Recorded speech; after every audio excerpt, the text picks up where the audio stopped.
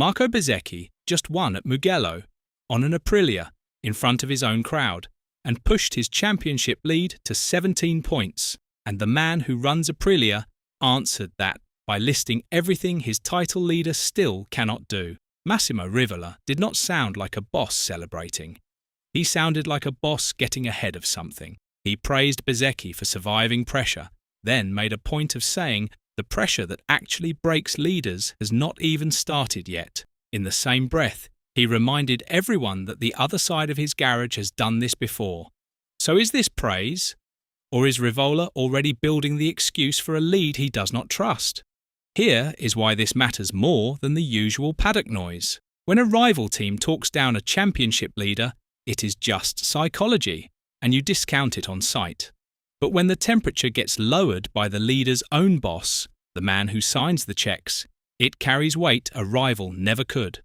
Rivola is not trying to rattle Bezzecchi, he is managing him. And the way a manufacturer manages a leader in June tells you exactly how much they expect that lead to survive into October. Aprilia has never been here before.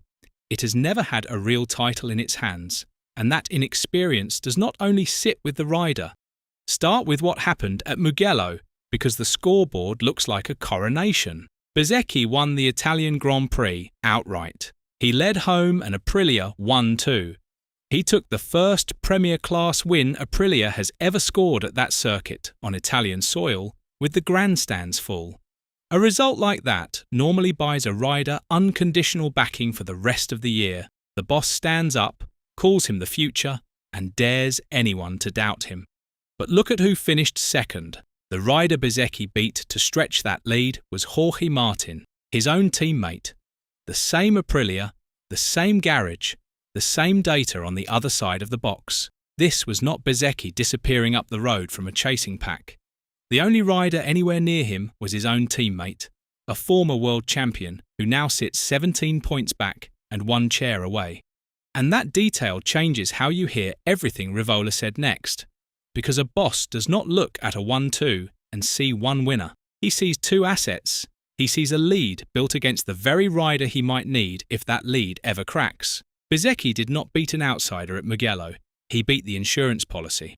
So listen to how Rivola actually framed the win, because the words matter. His headline praise was this: every time Bezzecchi is under big pressure, and he was under big pressure at Mugello, he delivers a performance. On the surface, that is a compliment. Sit with it and it changes shape. That is not how you describe a dominant champion. That is how you describe a man who keeps passing a test you were not sure he would pass. Rivola went further. He said it was a good sign, and that it was something Bezzecchi could afford. That is the language of relief, not mastery. You do not say a rider can afford a win when you believe he is the best on the grid. You say it when you are quietly surprised the lead is still standing. And here is the part Rivola almost slipped in, the part that should stop every Bezzecchi fan cold.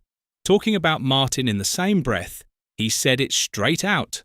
Martin has the big advantage that he already won a championship, and he already lost a championship, so he is more used to fighting for that kind of position. Sit with what that means. The boss, with his own leader 17 points clear, just told the world the man in second is better built for the fight that actually counts.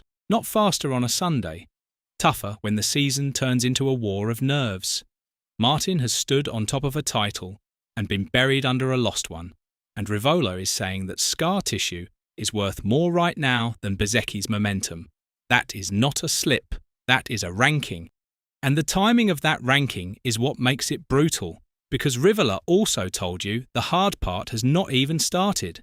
He said he hoped Bezzecchi could build more confidence, because there will come one day when the pressure will be super high for another target. Hear that line again. The boss of the championship leader is calling the 17 points, the home win, the 1-2, all of it, the warm-up. The test that decides the title is still in front of them, and he just finished explaining why he trusts the other rider to pass it.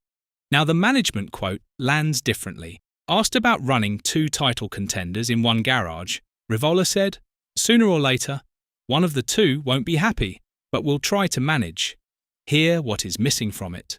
There is no name, no favourite, No, my guy is the one in front. A boss fully committed to his leader does not talk about managing the unhappiness of the other one.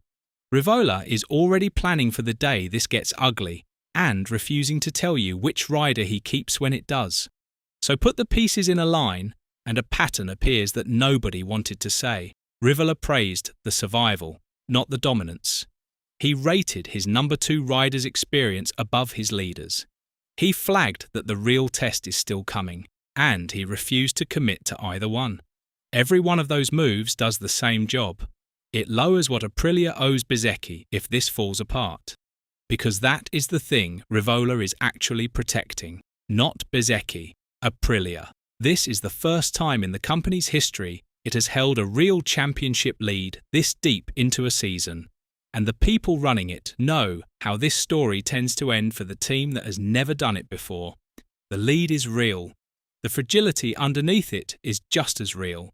And a smart boss insures against the second one while smiling about the first. So here is the flip. People watched Rivola talk after Mugello and heard a proud boss backing his champion. That is not what happened. Rivola was quietly capping the hype on his own leader, on purpose, while the lead was at its biggest. He was not doubting Bezzecchi's talent. He was protecting Aprilia from Bezzecchi's pressure. The praise was never the message. The hedge was. So what did Rivola actually do? He took the biggest moment of Bezzecchi's career and used it to lower the expectations on the result, not raise them. Make no mistake, that is a choice.